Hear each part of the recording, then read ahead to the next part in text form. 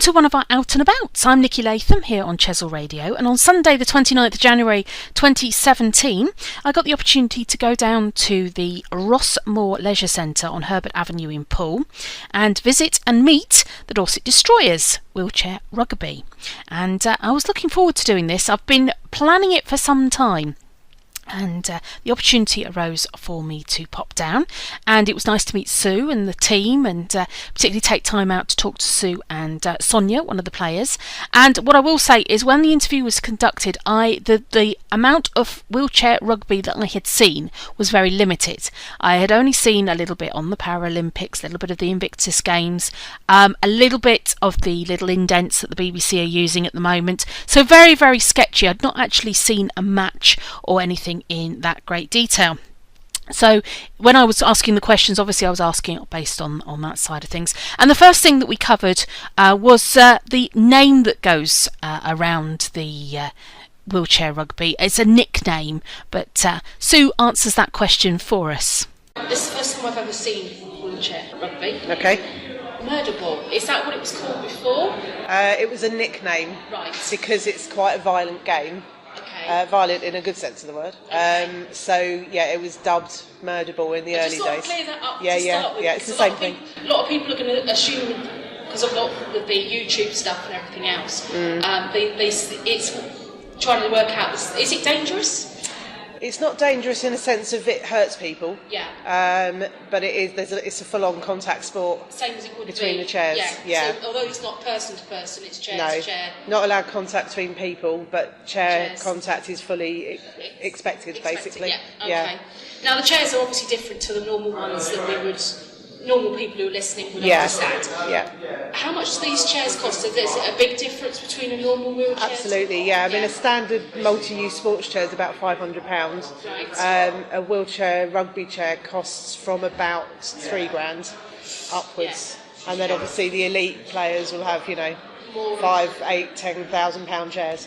I then asked Sue about the teams themselves, how the makeup of that is, and what sort of clothing and what you would need to be able to go down and take part. Obviously, I'll give you the details of how you can get in contact with them at the end of this little information diary. Teams, can they be mixed, or do they have to be all female or male? No, it's a purely inclusive sport. Purely inclusive, So yeah. so no matter what, whether you're doing a competition where you're playing a match, Yeah. or whether you're just training, it can be a mixed. Yeah, male and female. We personally, as a club, we don't take under 18s. Okay. But there are clubs that do take youth sides. So And what sort of clothing should someone be wearing if they want to come along? just a t-shirt, tracksuit bottom, shorts if you want to. Just something light and casual. It does get really warm. Yeah. And I'm assuming no jewellery? No jewellery. Yes. And bring some water. Plenty of hydration. Yes. So. Okay.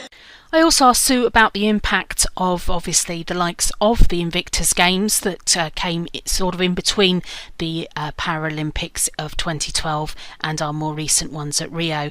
And she was very encouraging that it would make a big difference, especially as they had already players within the team that had partaken of the Invictus Games. Upper part of your body? This is the beauty of it. The original game was designed for people with disability in 3 limbs or more. Right. So every player, regardless of whether they've got upper limb function or not, has got a place in the team. Yes. So the faster players with more upper limb function are generally your ball carriers, so they're the scorers. Yeah. And then your other players who have got less function are the blockers. So they can keep the faster players at their end of the court to stop them getting away. Right, okay. So it's a case of, as long as you've got a physical disability within our club, Yes. you're allowed to play. I then asked Sue about how much it was to take part in wheelchair rugby with themselves, and she goes on to explain the taster sessions, the insurance and things like that, and the normal monthly costs of partaking in the rugby, because she's certain that you will absolutely love it. That you mentioned on Facebook is that how much is it a session to come It's along? your first 3 sessions are free, Yeah. and then once you've loved it and want to play permanently, Yes. there is an insurance thing that you have to do. I noticed that.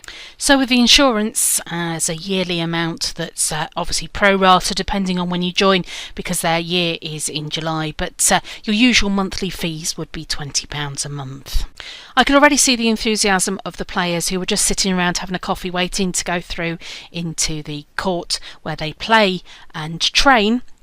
And I asked Sue just to let us know why she thought that people would like to come along and get involved. I would say I would encourage people to give it a try. Yeah, If you fit the criteria, if you're over 18 and you've got a physical impairment, yeah, and you don't mind being bashed around a bit, because quite frankly that's what happens, just give it a try. You've got your 4 free taster sessions. Yeah. If you don't like it, then nothing ventured, nothing gained really. Absolutely. But I haven't met anybody that's got in a chair that hasn't liked it right, okay. at all in So, in 2 years. So definitely worth something to give a go. definitely, Okay. definitely, yeah. And that's most Sundays? It's pretty much every Sunday.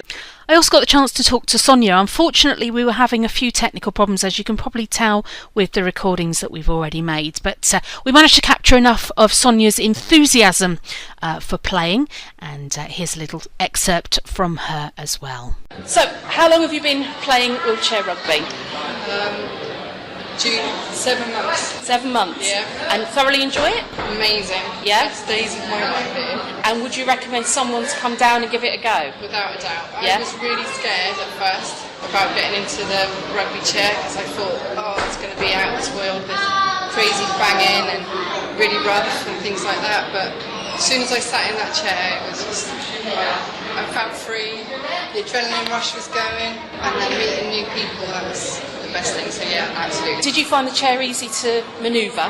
It's heavy, but Yeah. I think that's because of my condition. But it's once you get used to it and your stamina gets up, it's really good. Do you mind me asking what condition you've got? MS, And do you do it more for fitness or for fun or both? both. Both. Yeah. Without And you always have fun? Yes, yeah. With these, everyone with around in the group, we're a really friendly group, and it's nice to have a laugh. And we take it when we have to take it seriously. We take it seriously, but we can all have a laugh, and everyone can have a talk about anything. But yeah, it's really nice, friendly group. Obviously, it's quite rough going. How do you end up with any bruises or anything, or do you just let it go with the flow? Just let it go with the flow. It's Yeah. part and parcel of the fun, and I wouldn't swap it for the world. Even if I come out with black eyes, it's worth it, isn't it? So yeah. After having spoken to both Sue and Sonia, I got the opportunity to actually see wheelchair rugby in action, right from the training to the mini games that they were playing as well. I've got to say, when I saw them initially sitting in the chairs, I thought, I really want to have a go at this. I got talking to a gentleman who was part of the team, asking about the station, but also I was able to ask him a little bit about his involvement and everything else. But obviously we didn't catch it on the recording because we were having a few technical problems. But everyone was very enthusiastic. I've got to say that Sue and Nick were the players that I spoke to, whether they were recorded with Sonia or with other players, that they were singing their praises more highly than you can imagine. And I will say that when they started off going round the gym, and whether it's gym or court, however you want to call it, it looked like a basketball area that's used. I thought to myself, I'd really like to have a go at this. As you know, I wasn't able to because I've got 2 cracked ribs if you've been listening, but I really do want to have a go myself.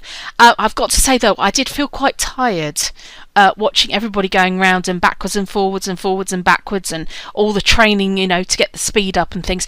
But the one thing I will say is that you could see that what Sue was talking about is depending on what you were able to do. They split into different groups for certain things.